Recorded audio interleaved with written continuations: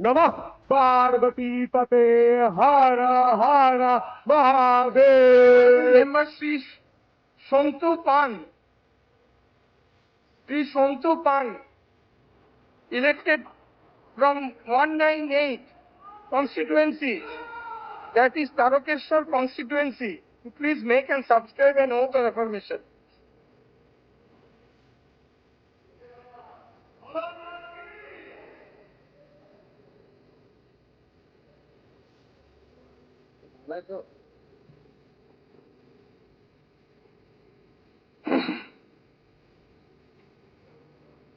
আমি